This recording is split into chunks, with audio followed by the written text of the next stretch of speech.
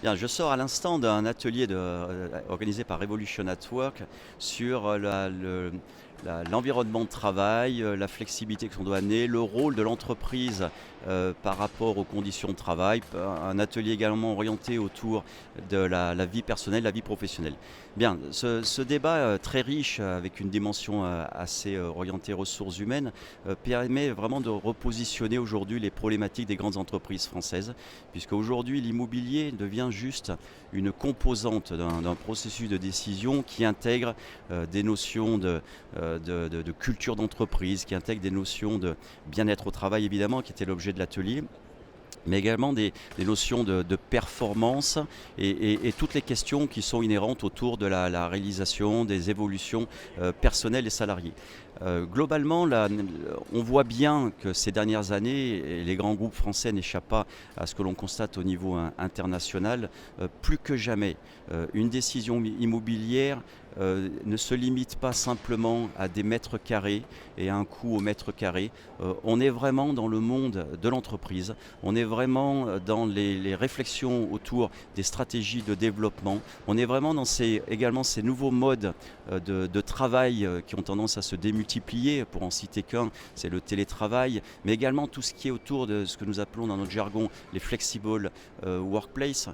Voilà, on voit bien tout ceci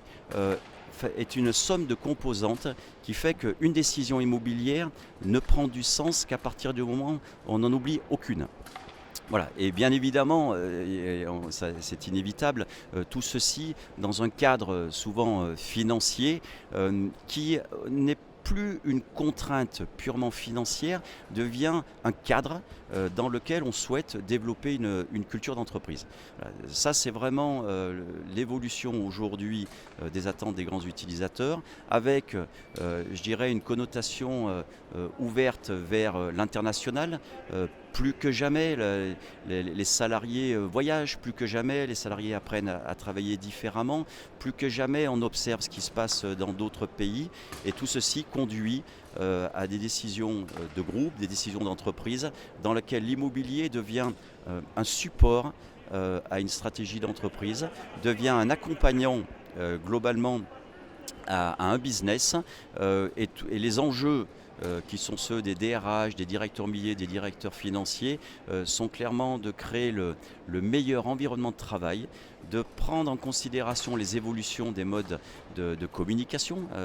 que sont le mail, mais le mail aujourd'hui quasiment est rattrapé par d'autres modes qui sont plutôt des modes sur les réseaux,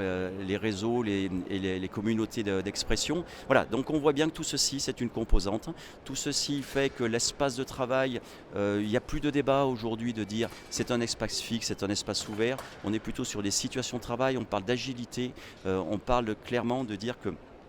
les personnes, dans une journée, seront amenées à peut-être travailler dans 3, 4 environnements différents, qui peuvent être de la maison, qui peuvent être dans des hubs qui sont en centre-ville, et qui peuvent être eux-mêmes dans des locaux où, dans une journée, on a besoin d'avoir une conférence téléphonique individuelle, on a besoin de se mettre un peu en retrait pour faire un travail un peu de réflexion, et de l'autre côté, d'avoir des espaces d'échange qui soient conviviaux ou qui soient tout simplement des échanges de travail. Voilà, en gros, on sent bien que cette évolution, elle est pluridisciplinaire. On sent bien que plus que jamais, l'immobilier est au cœur de ces réflexions. Et plus que jamais, l'immobilier n'est pas considéré comme un coût, mais l'immobilier est considéré comme un moyen d'améliorer la performance, de s'assurer que le salarié, on recrute les meilleurs et on les conserve. Voilà, donc voilà les enjeux qui sont ceux des grandes structures immobilières, les enjeux qui sont à la fois nationaux, internationaux, les enjeux de ces grandes entreprises aujourd'hui en France comme à l'au-delà.